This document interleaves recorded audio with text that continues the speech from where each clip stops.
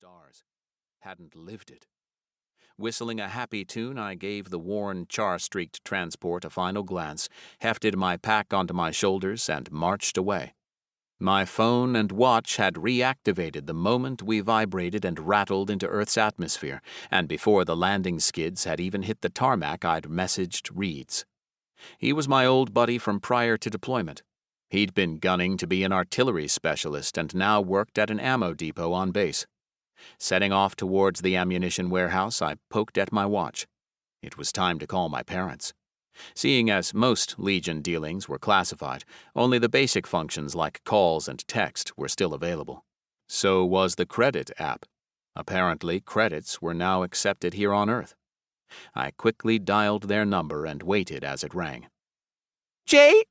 My mom's voice cut off with a squeak and scuffling as she almost dropped her phone.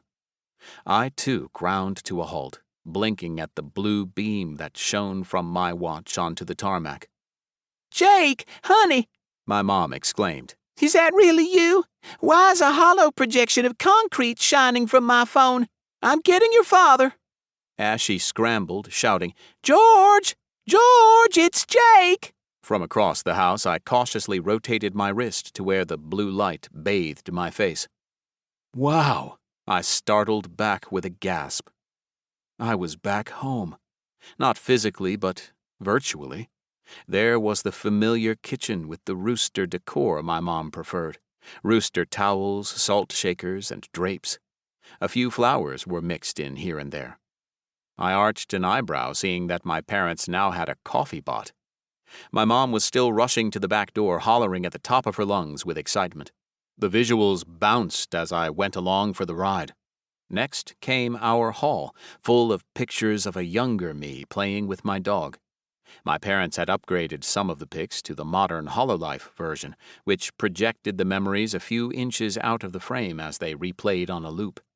Me throwing a ball to Rex, only for him to tackle me and smear my face with slobber. My chest squeezed.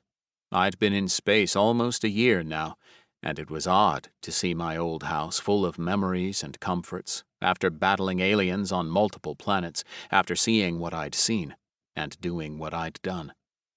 Damn, how I wished I had more time home. With a slam of the door, my mom finally bolted into the backyard. George! She hollered to my dad, who was nose-deep inside a mower bot. I can never figure these things out. I mean, look at the lawn, it's half...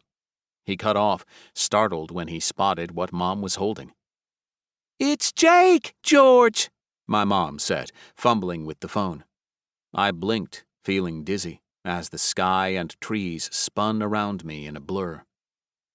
I can see it's Jake, my dad said, getting up with a groan to join my mom.